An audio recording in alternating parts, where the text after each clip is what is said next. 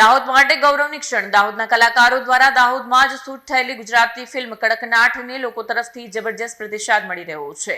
ફિલ્મની સફળતાના પગલે ફિલ્મના કલાકારોનું દાહોદના સ્વામી વિવેકાનંદ સર્કલ ખાતે ભવ્ય સ્વાગત કરાયું. દાહોદમાં બનેલી ગુજરાતી ફિલ્મ કડકનાથ સતત ચર્ચામાં છે. ફિલ્મમાં દાહોદના સ્થાનિક કલાકારોની શાનદાર અભિનય અને દાહોદના વિવિધ સ્થળોની સુંદર રજૂઆતને દર્શકોના દિલ જીતી લીધા છે. ફિલ્મને મળી રહેલા પ્રેમ અને સફળતાની ઉજવણી રૂપે ફિલ્મના કલાકારોનું દાહોદના સ્વામી વિવેકાનંદ સર્કલ ખાતે ભવ્ય સ્વાગત કરવામાં આવ્યું. કલાકારોને ફુલહાર પહેરાવી શુભેચ્છાઓ પાઠવી અને ફિલ્મની સફળતા બદલ અભિનંદન આપ્યા. સ્થાનિક કલાકારોની મહેનત અને પ્રતિભાને મળેલી સફળતાએ દાહોદનું નામ સમગ્ર ગુજરાતમાં ગુંજતું કર્યું છે. દાહોદના કલાકારો અને દાહોદની ધરતી પર નિર્માણ પામેલી ફિલ્મ કડકનાથ હવે લોકોના દિલમાં ખાસ સ્થાન બનાવી રહી છે. જી, અમે આજે દાહોદની અંદર કડકનાથના ફિલ્મના પ્રમોશન માટે આવ્યા. હું એકચ્યુઅલી અમે પ્રમોશન માટે નથી આવ્યા કેમ કે હું પાછો મારા વતન આવ્યો છું.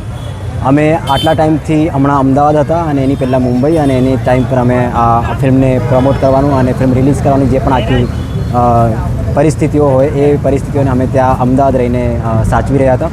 હવે અમને વચ્ચે થોડો એક સમય મળ્યો એટલે અમને એવું થયું કે અમે પાછા વતન આવીએ.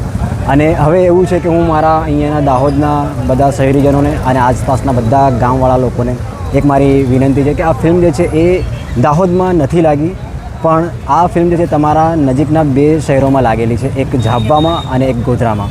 તમે પૂરતો એક પ્રયત્ન કરો, કોશિશ કરો કે તમે આ બે શહેરોમાંથી જઈને કોઈ પણ એક જગ્યા પર આ ફિલ્મ નિહાળો, કેમ કે આ ફિલ્મની અંદર તમને તમારા જ શહેરની લોકેશન, તમારા શહેરની સંસ્કૃતિ, તમારા શહેરના સંગીત, ગીતો અને તમારા શહેરના પાત્રો તમને આ ફિલ્મની અંદર જોવા મળશે.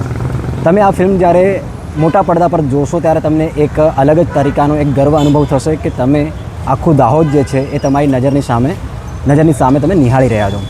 તો તમે વહેલી તકે આ ફિલ્મ જે છે એ તમારા નજીકના સિનેમાઘરોમાં જઈને જુઓ, અને તમે આ ફિલ્મ જે જુઓ એના પછી અમને પ્લીઝ જણાવો કે તમને આ ફિલ્મ કેવી લાગી.